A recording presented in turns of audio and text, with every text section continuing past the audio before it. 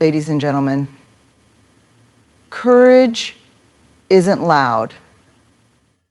Sometimes it's a whisper. We often grow up believing that courage looks like heroism in action. Someone standing at a podium, delivering a powerful speech, or confronting injustice with unwavering confidence. And while those moments are certainly brave, they're not the only way courage shows up. The quieter kind, the deeply personal, often invisible kind. That's the courage that saves us. That's the courage that transforms our lives. It doesn't always announce itself. In fact, sometimes it trembles when it speaks. There are days when courage is just getting out of bed. There are moments when courage is choosing to stay present in a room where you feel misunderstood, unseen, or judged. Sometimes courage is asking for help when you've built a life around appearing like you don't need anyone. It's that decision to speak your truth, even when your throat tightens and your voice cracks. It's not a performance, it's a choice.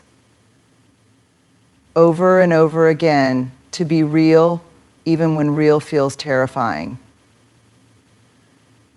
What we don't talk about enough is how courage often comes wrapped in vulnerability. We think of bravery as armor, but the truth is, it's usually the act of taking that armor off. And that is terrifying.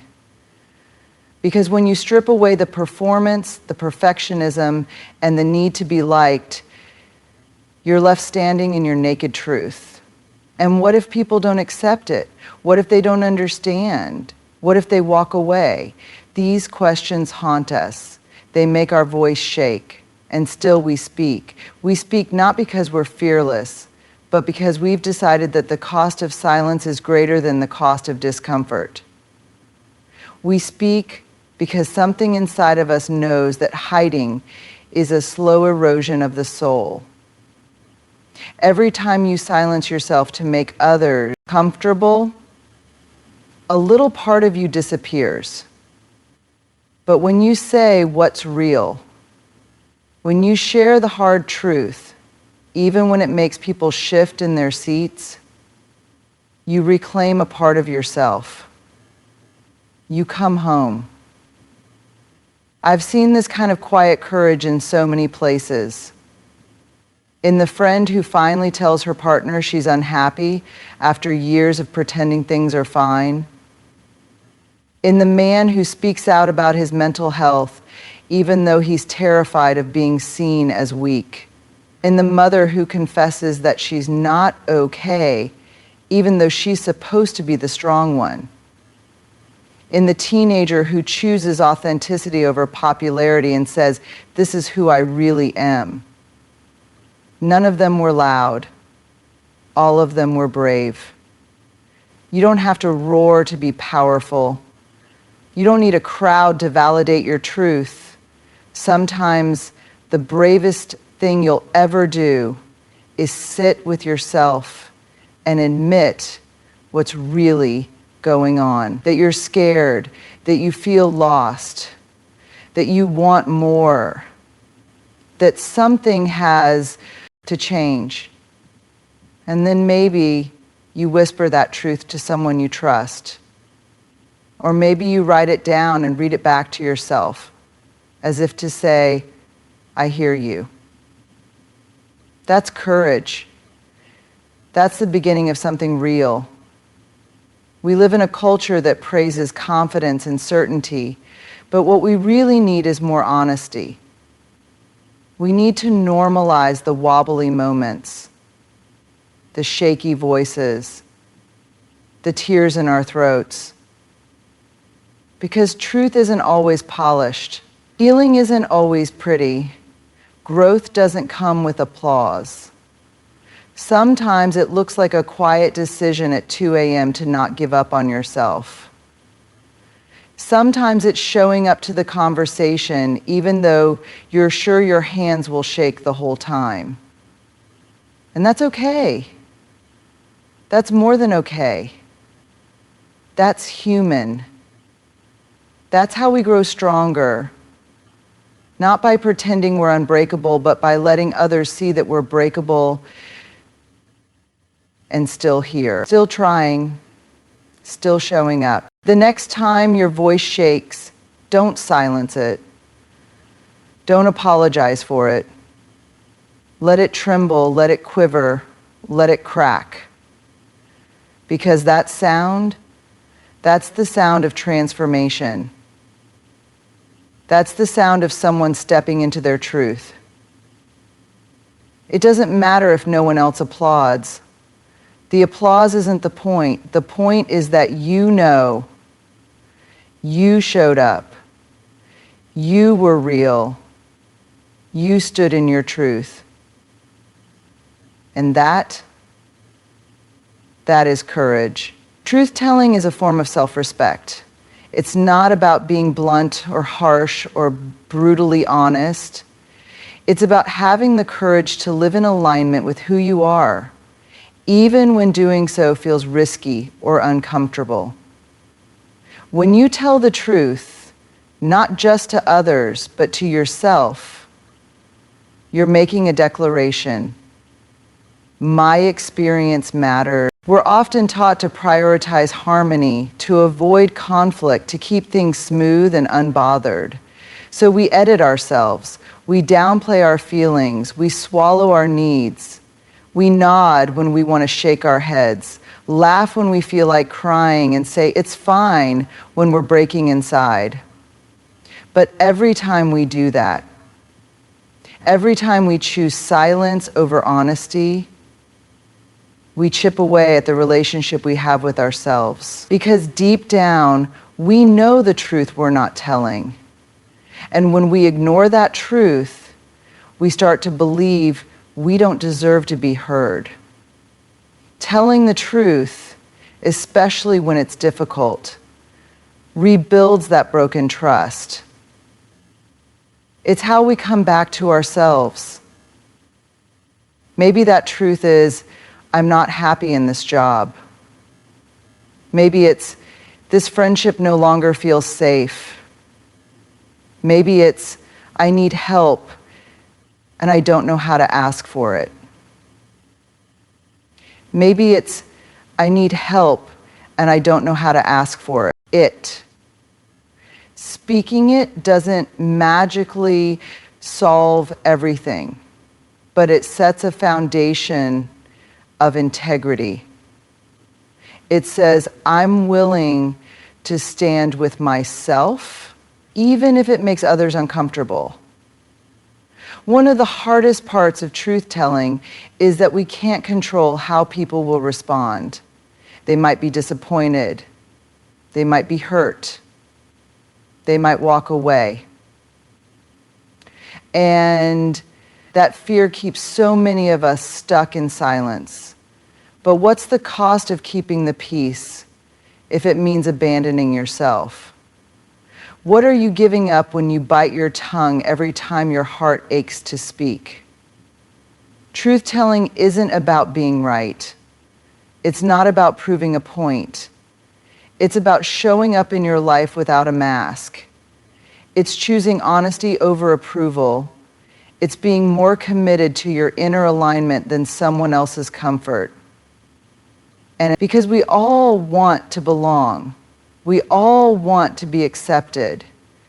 But the truth is, you can't belong in any space where you've edited yourself out of the room. You were not born to be agreeable. You were born to be whole. That wholeness requires self-respect, and self-respect demands truth. There's a particular kind of exhaustion that comes from pretending. It's heavy. It shows up in your body, in the tension in your shoulders, the tightness in your chest, the fatigue that sleep doesn't fix.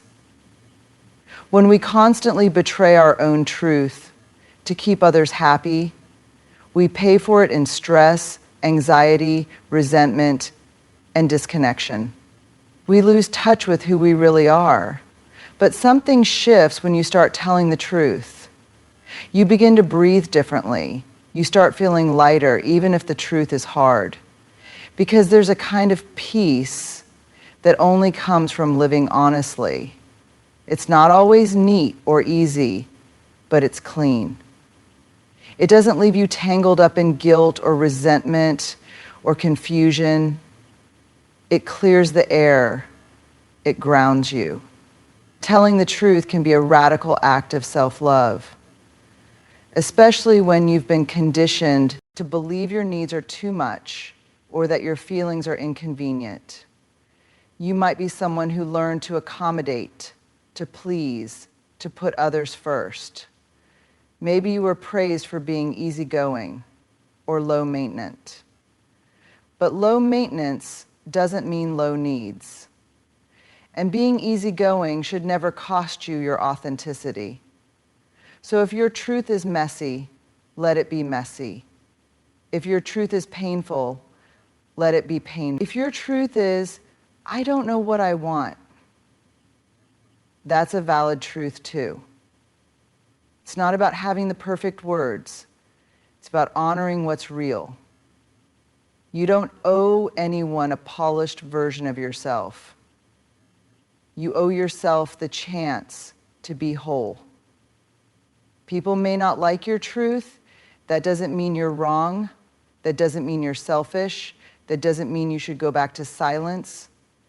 Respecting yourself means trusting your inner voice more than someone else's opinion. It means listening to the quiet, knowing inside you, the one that says, this isn't working, or I deserve better, or I'm not okay. And it means honoring that voice even when it shakes, even when it feels inconvenient, even when it means letting go of people who don't get it. Your truth will not always be met with applause. Sometimes it will be met with discomfort, distance, or criticism. But you don't speak your truth for applause. You speak it to live in freedom. You speak it so you can look in the mirror and know you didn't abandon yourself. You speak it because you are worthy of being seen, heard, and known, not just by others, but by you. Truth-telling is an act of dignity. It's how we claim our worth. It's how we set boundaries, ask for what we need, and say no when something doesn't feel right. And yes, it can be terrifying, but it is also liberating. Because once you know what it feels like to live honestly, you won't want to go back to pretending. You'll begin to crave that clarity, that simplicity, that alignment. The truth might shake things up. It might change relationships. It might alter the direction of your life, but it will never betray you. Your truth, even if it costs you something, will always lead you back to yourself. And that is the deepest kind of respect there is. Belonging begins with honesty, not the surface level kind, the kind where you say the right thing, wear the right mask, and smile when you want to scream. That's not belonging, that's performance. And performance may win you approval, but it will never give you the deep, soul-settling sense of being known. True belonging can only grow in the soil of authenticity. And authenticity demands honesty. We spend so much of our lives trying to fit in. From the time we're children, we're taught to adjust, to adapt ourselves so we're liked, accepted, praised. We learn early what makes people comfortable, what wins love, what gets us invited in. So we start to shapeshift. We suppress the parts of ourselves that seem too much or not enough. We bury our pain. We hide our desires. We pretend to be okay when we're not, all for the sake of being accepted. But here's the truth. Fitting in is not the same as belonging. Fitting in is about changing who you are to be accepted. Belonging is about being who you are and knowing that you are accepted just as you are. And the only way to know if you belong is to risk being honest. Honest about your story, your fears, your values, your truth. The irony is that the more we contort ourselves to be liked, the more lonely we become. Because even if people like the version of you you're showing them, deep down you know it's not the whole truth. You know that if they really saw you, the approval might disappear. And that fear keeps us silent, keeps us disconnected, keeps us walking through life like ghosts, invisible but not fully seen. But when you start telling the truth, when you start showing up honestly, you give yourself a chance at real connection. You open the door to being known, not for who you pretend to be, but for who you truly are. And yes, that's terrifying. Because honesty is vulnerable. It reveals the parts of us we've been taught to hide. It exposes the wounds, the uncertainties, the desires we've kept tucked away. But that vulnerability is the very thing that builds bridges between people. It's what makes someone else say, "Me too." It's what allows someone to lean in and say, "I see you, I get." You're not alone. That is belonging, not the illusion of acceptance, but the grounded reality of connection. The most honest people are often the most magnetic, not because they're perfect, but because they're real. They don't hide behind polished answers or curated images. They tell the truth, even when it's messy, even when it's uncomfortable. And in doing so, they give others permission to do the same.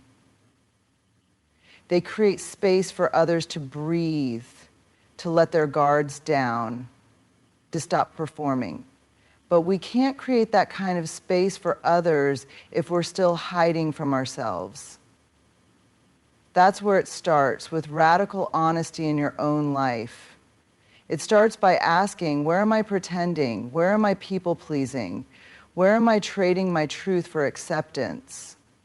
And then gently, intentionally choosing to say, actually, that hurt. Choosing to say, I need support. Choosing to say, I don't agree with this.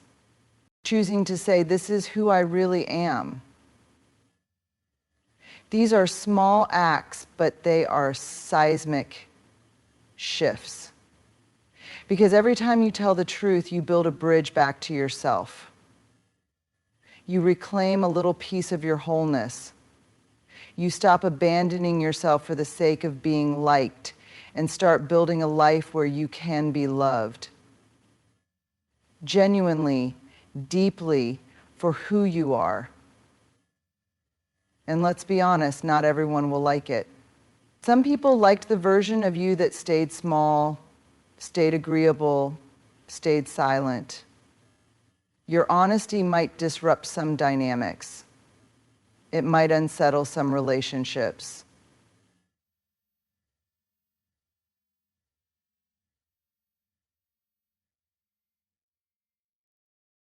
It takes courage to be honest in a world that rewards performance. It takes strength to say, this is my truth, even when your voice shakes. But that's where belonging begins, with that shaky truth, with that moment when you decide to risk being seen. That's the turning point. That's when the loneliness starts to lift, not because everyone suddenly understands you, but because you start standing with yourself. When you know who you are and you're willing to honor that truth out loud, you create the possibility of connection that's rooted in reality, not illusion. You stop chasing belonging by changing yourself, and instead invite belonging by revealing yourself. And maybe not everyone will stay. Maybe not everyone will applaud your honesty. But the people who are meant for you, the ones who are capable of loving you for who you really are, will only find you if you're willing to be found. And you can't be found if you're hiding. So show up honestly. Speak your truth. Risk being seen. It won't always be easy, but it will always be worth it. Because the moment you choose honesty over performance, you stop just existing in the world and you start belonging. Vulnerability is the birthplace of power, though for most of us it doesn't feel that way at first. It feels like weakness. It feels like risk. It feels like standing naked in a room full of people who are fully clothed and pretending they don't see you. Vulnerability is messy. It's uncertain. It's the shaky breath before you speak your truth, the tears you didn't want to cry, the moment you let someone see behind the mask. And yet, again and again, that is where our power begins. Not in the pretending, not in the perfection, but in the realness. We live in a world that teaches us to armor up. We're told that strength means control, that power is found in dominance, that showing emotion is a liability. From a young age, many of us are conditioned to hide the parts of ourselves that seem fragile, our fears, our needs, our longings, our uncertainty. We're told to toughen up, get over it, keep smiling, so we learn to perform. We build walls. We play roles. We act like we've got it all figured out, even when we're falling apart inside. But real power doesn't live behind the walls we build. It lives in the courage it takes to tear them down. Vulnerability is the moment you admit, I don't know, instead of pretending you have all the answers. It's the decision to love someone even when there's no guarantee they'll love you back. It's the conversation you start when your voice shakes, but you speak anyway. It's telling your story, not just the highlight reel, but the chapters that still hurt. Vulnerability isn't a sign that you're broken. It's proof that you're brave enough to show up as you are. There's a deep kind of power in saying, this is me, unfiltered, unpolished human. That's the kind of power that builds trust, that creates connection, that invites others to do the same. Because when you show up vulnerably, you give others permission to take off their own masks. You become a mirror that reflects truth, not perfection. And people are drawn to that, not because you're flawless, but because you're real. Think about the people who've moved you the most. Not just impressed you, but moved you. Chances are they weren't the ones who seemed untouchable or perfect. They were the ones who told the truth about their struggles. The ones who showed up with their scars and said, me too. The ones who didn't pretend to be above pain, but who found meaning inside it. That's not weakness. That's power. That's the kind of strength that inspires others to be honest with themselves. Vulnerability also builds resilience.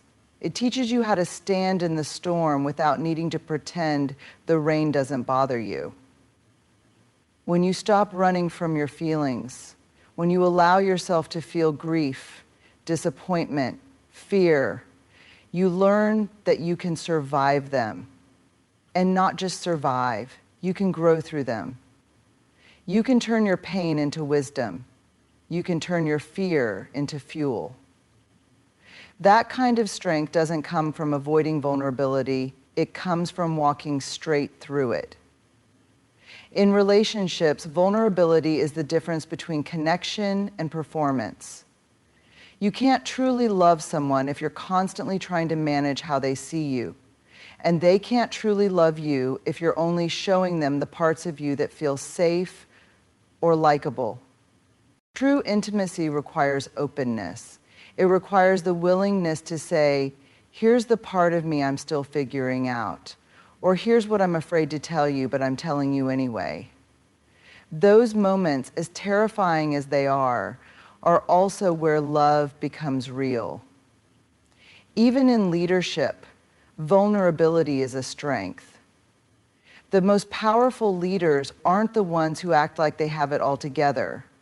They're the ones who create spaces where people feel safe to be honest. They lead by example. They admit when they've made mistakes. They ask for input. They listen. And in doing so, they create trust. They foster creativity. They inspire loyalty. Because people don't want perfect. They want human. They want to follow someone who's grounded enough in themselves to be authentic. The paradox of vulnerability is that what feels like exposure is actually the path to empowerment. The moment you stop hiding, you stop giving your power away to fear, you reclaim it. You realize that being seen, truly seen, is not a threat. It's a liberation.